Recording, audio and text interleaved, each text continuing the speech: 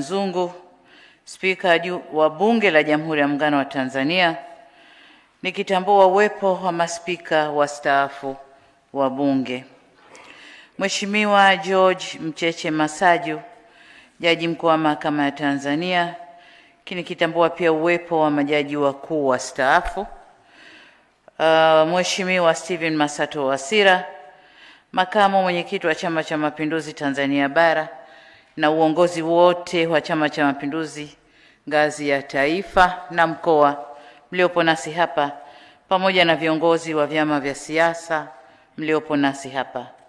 Mheshimiwa Balozi Dr. Moses Kusiluka, Katibu Mkuu Kiongozi, waheshimiwa mawaziri na manaibu mawaziri, waheshimiwa makatibu wakuu na manaibu makatibu wakuu, wakuu wa vyombo vya ulinzi na usalama, Mheshimiwa Albert Chalamila, mkuu wa mkoa wa Dar es Salaam, pamoja na wakuu wa mikoa wengine mliopo nasi hapa, Mheshimiwa Mohamed Chande Othman, Jaji Mkuu mstaafu na mwenyekiti wa tume, pamoja na makamishna wa tume na sekretarieti ya tume hii, waheshimiwa mabalozi na wakilishi wa mashirika ya kimataifa mliopo nasi, viongozi wa taasisi mbalimbali za serikali na sekta binafsi, waheshimiwa viongozi wetu wa dini, ndugu wanahabari, wageni wote waalikwa, mabibi na mabwana, Jamhuri ya Muungano wa Tanzania, kazi na utu. Waheshimiwa viongozi na ndugu wananchi, sisi sote tunabudi kuungana kwa pamoja kumshukuru Mwenyezi Mungu kwa kutujalia uhai na siha njema na kutuwezesha kushuhudia tukio hili la leo kwa mustakabali wa taifa letu. Lisubiri ili tuelewe uhalisia wa matukio ya Oktoba 25 na mwelekeo wetu kama taifa.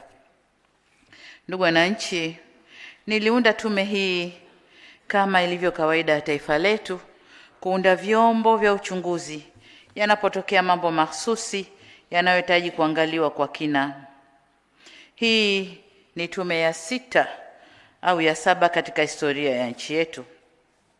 Katika awamu ya pili iliundwa tume ya uchunguzi wa vurugu na vifo katika kiwanda cha sukari Kilombero ya mwaka 1986 iliyoongozwa na Jaji Buxton David Chipeta.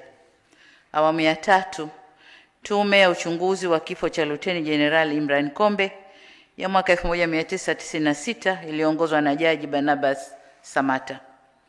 Tume ya uchunguzi wa tafrani baada ya uchaguzi kisiwani Pemba mwaka 2001 iliyoongozwa na Jaji Brigedia Jenerali Hashim Bita, na baadaye mimi mwenyewe nikawa mjumbe kwenye kamati ya reconciliation ya tukio lile.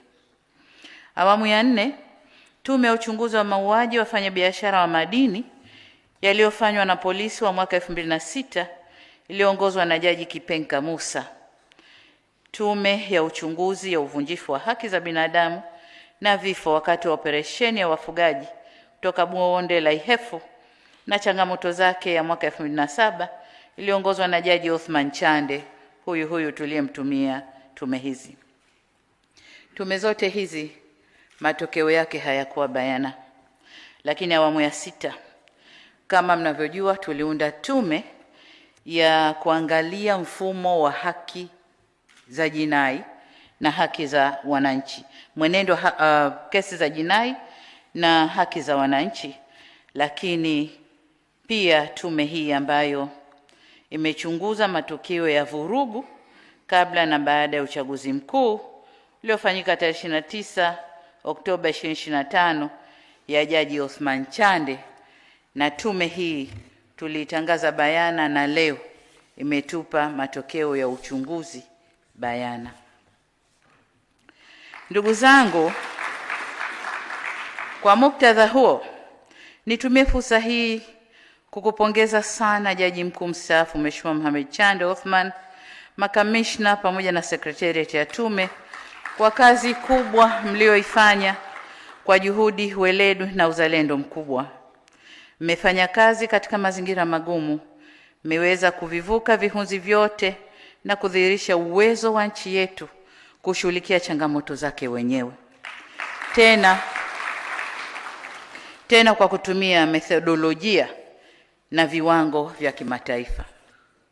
Aidha, naungana na mwenyekiti wa tume katika kuwashukuru sana wananchi waathirika wa matukio ya Oktoba 2025 sambamba na wakilishi wa makundi maalum na asasi za kiraia, viongozi wa serikali waliopo kazini na wastaafu, na viongozi wa vyama vya siasa waliojitokeza mbele ya tume.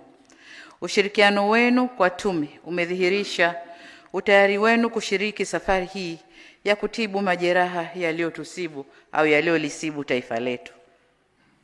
Vile vile, naishukuru jumuiya ya kimataifa na nchi marafiki kwa kuonesha kusikitishwa na changamoto hii kubwa katika historia ya Jamhuri ya Muungano wa Tanzania.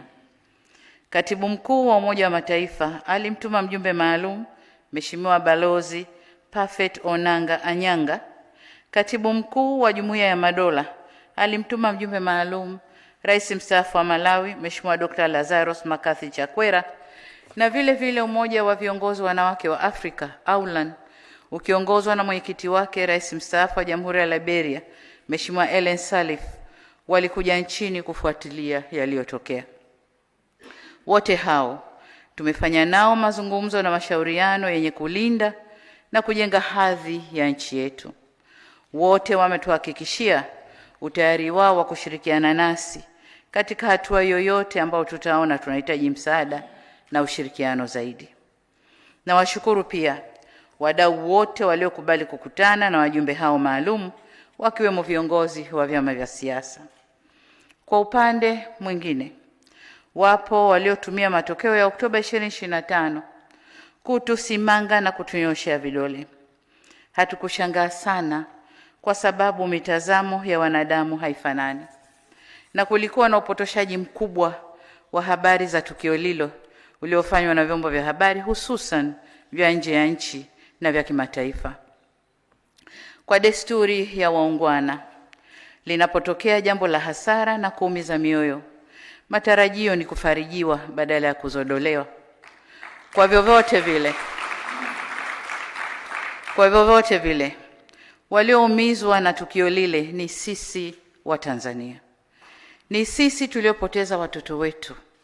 Ni sisi tuliopoteza ndugu zetu, jamaa na marafiki zetu. Kwa hali yoyote ile, walioathirika ni wa Tanzania kwa ujumla wetu. Haiwezekani mtu mwingine asiye Mtanzania awe na uchungu zaidi kuliko sisi wa Tanzania. Haiwezekani. Lau kungekuwa na uwezekano, tunatamani siku zirudi nyuma. Yaliyotokea Oktoba 2025 yawe hayakutokea, na historia ijiandike upya ili tuweze kufuta doa tuliloingia. Hata baba wa taifa hayati Mwalimu Julius Kambarage Nyerere amewahi kusema katika moja ya hotuba zake kuwa wakati tunapata uhuru, tulichoachiwa na wakoloni halikuwa taifa, bali mkusanyiko wa makabila. Lakini kwa dhamira na utashi wa waasisi wetu, waliamua kujenga taifa moja imara lisiloendeshwa kwa misingi ya kidini, kikabila au hadhi ya mtu, na ambapo lugha yetu adhimu ya Kiswahili inatumika kama nyenzo ya kutuunganisha pamoja na kudumisha na kuimarisha utaifa wetu. Mwaka 1991 pale Mwalimu Nyerere alipojitokeza mbele ya Watanzania kujenga hoja ya taifa kuingia kwenye mfumo wa vyama vingi vya siasa, lengo lake lilikuwa kuweka mazingira ya kupambanisha fikra na si kuleta vurugu. Pamoja na hayo, kipekee kabisa narudia kuwashukuru sana wananchi kwa kutoendeleza vitendo vya uvunjifu wa amani licha ya hamasa zilizokuwa zinafanywa hususan kupitia mitandao ya kijamii. Nawashukuru tena kwa utulivu wenu na imani yenu kwa serikali wakati tukisubiri taarifa hii ya tume. Asanteni sana wa Tanzania. Ndugu zangu wa Tanzania, Jamhuri ya Muungano wa Tanzania haikutokea kwa bahati, bali ilijengwa na waasisi wetu kwa maono na matendo yao. Na kama ilijengwa, ni wazi ipo misingi iliyoifanya nchi hii yenye zaidi ya makabila 126 kusimama kama taifa moja lenye mshikamano. Hata baba wa taifa hayati Mwalimu Julius Kambarage Nyerere amewahi kusema katika moja ya hotuba zake kuwa wakati tunapata uhuru, kama nilivyorudia, tulioachiwa ilikuwa ni mkusanyiko tu wa makabila, lakini kwa dhamira na utashi wa waasisi wetu waliamua kujenga taifa moja imara, kama nilivyosema, lisiloendeshwa kwa misingi ile ya kidini na kikabila.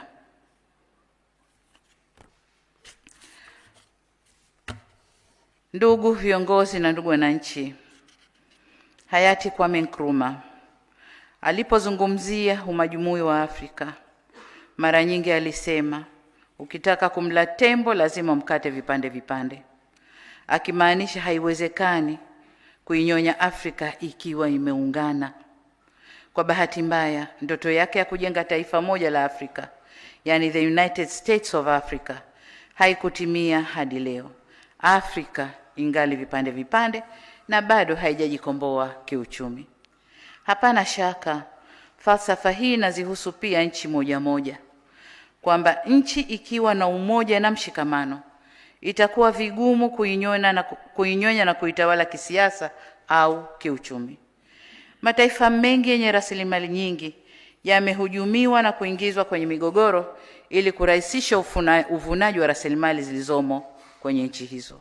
Na kwa hakika moja ya sababu kubwa ya umaskini wa Afrika ni migogoro ya vita vya wenyewe kwa wenyewe, ambayo ukifuatilia kwa karibu wapiganisha yupo nje na anaendelea kufaidika na rasilimali za nchi hiyo. Ndugu zangu wa Tanzania, umoja ni nguvu na utengano ni udhaifu. Niwaombe sana tuendelee kuimarisha umoja na mshikamano wetu ili tusitoe nafasi ya kuvurugwa na maadui wa nchi yetu. Waheshimiwa viongozi na Watanzania wenzangu, katika nukta hii ninaelekea sasa kuzungumzia matokeo ya Oktoba 29, 2025. Tutakuwa tunadanganya tusiposema ukweli kuwa yaliyotokea wakati ule yalitikisa taifa letu. Kwa kweli yalitutikisa. Waswahili tunasema kupotea njia ndio kujua njia. Tumegusa kala moto na tumejifunza. Tume imetueleza kwamba uchunguzi umebaini kuwa ghasia zilizotokea zilipangwa, ziliratibiwa, zilifadhiliwa na kutekelezwa na watu wenye mafunzo na vitendea kazi vya kufanyia uhalifu na uharibifu. Hali kadhalika imebaini kuwa malengo ya wahusika hao yalikuwa ni kuvuruga uchaguzi na kutengeneza ombwe la uongozi ili nchi isitawalike. Na ndio maana ghasia zilianza siku ya uchaguzi. Ili kutimiza azma hiyo, tumeelezwa kuwa wahusika walilenga miundombinu muhimu na kuvuruga mfumo wa huduma za jamii ili kuathiri uchumi na kuidhoofisha serikali. Wataalamu wa sayansi za siasa mliopo hapa nasi na yoyote mwenye uelewa masuala ya uongozi wa nchi, mnaweza kutafakari nini kingetokea endapo malengo ya wahusika wa ghasia au vurugu zile yangefanikiwa. Bila shaka jitihada za vyombo kudhibiti ghasia na vurugu zile ndio imefanya Tanzania iwe leo ilivyo. Vinginevyo tungekuwa tunazungumza hadithi nyingine. Lakini hapa mwenyekiti, haimaanishi kuwa kwa wale ambao tutabaini wamekiuka sheria na taratibu za kazi zao kwamba hatutawajibisha, tutawajibishana. Waheshimiwa viongozi na Watanzania wenzangu, kufuatia ghasia zile kumekuwa na taarifa nyingi zilizotolewa bila usahihi. Makundi mbalimbali na baadhi ya watu mmoja walikuwa wakitoa takwimu za vifo na walioathirika bila ya kuwa na uhakika. Takwimu hizo ama zilikusudia kufifisha au kuzidisha, kutia chumvi kiwango cha madhara yaliyotokea. Wazee wetu walisema, kweli kidhihiri uongo hujitenga. leo tumepokea takwimu zilizochambuliwa vizuri.